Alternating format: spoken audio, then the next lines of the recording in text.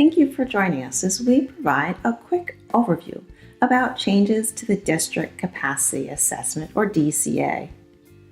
During our short time together, we'll share updates to the new 7.4 version, which reflects modifications to wording of items and content on the scoring rubric. We also added a few more items to our possible data source list. Finally, we'll highlight 2 new items and say goodbye to another item. As a quick reminder, improvements to the DCA were prompted by your feedback, usability testing, and close examination of the psychometrics of the instrument. Before we dig into the changes, let's take a moment to revisit why completing a capacity assessment such as the DCA is so important. Quite simply, data collected provide a snapshot of the capacity of a district to support infrastructure needed to support educators' use of effective practices for students. As you may remember, the DCA is an action assessment whose data are used to inform action planning and monitoring of a district's progress towards its capacity development goals. Another critical piece of this picture is recognition that a district is not an island, but instead, it's part of a bigger system that's nested between a regional and or state education agency and its buildings, who have the direct links to teachers and students. Importantly, data from the DCA can flow up and down the system, as, for example, it helps regional and or state education agencies identify the health and well-being of the system of supports that they are providing across the nested network of education agencies.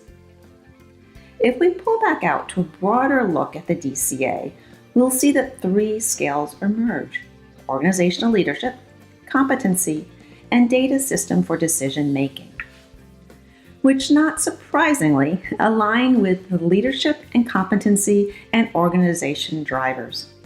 With that behind us, let's start looking at the changes and updates to the 7.4 version of the DCA.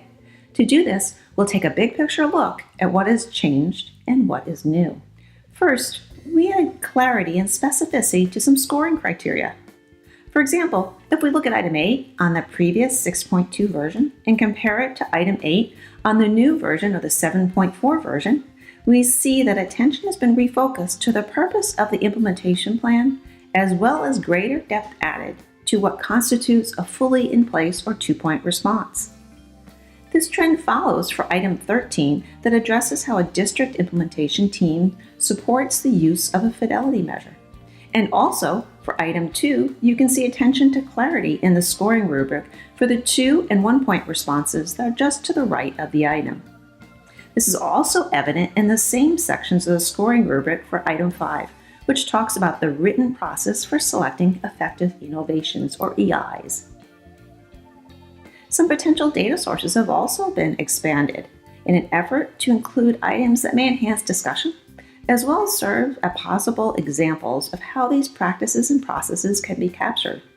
This example shared here is from item 12, but several other items, as noted in the lower right-hand corner of your screen, have also had additions made to the possible data source examples. Other items such as these, seen here, were modified to give teams more clarity about the district and building implementation teams in both their composition and the roles and the functions that they serve. Items were also modified to improve the ability to identify essential components of implementation plans and their link to district improvement plans. Right now, we see item 19 on our screen. However, 4 other items also were improved to meet this need. Part of the iterative change process that transitioned the DCA to the current version included addressing the goal of ensuring that the function and essential components aligned to high-leverage practices were highlighted when possible. Item 10, for example, now meets this goal for a communication plan. Our scoring criteria are the columns that you currently see to the right of the item, transitioning from left to right from a 2-point or fully in place response to a 1-point or partially in place score to a not yet in place or score of 0. Were operationalized or defined more explicitly for item 21 that speaks to selection practices. And yes, you are reading this correctly. We deleted an item, or item 26, on the 6.3 version, as we found it was captured on our current items 15 and 27. Item 6 also had its scoring rubric refined in a way that we hope addresses the goal of providing greater specificity on aligning effective innovations across a district.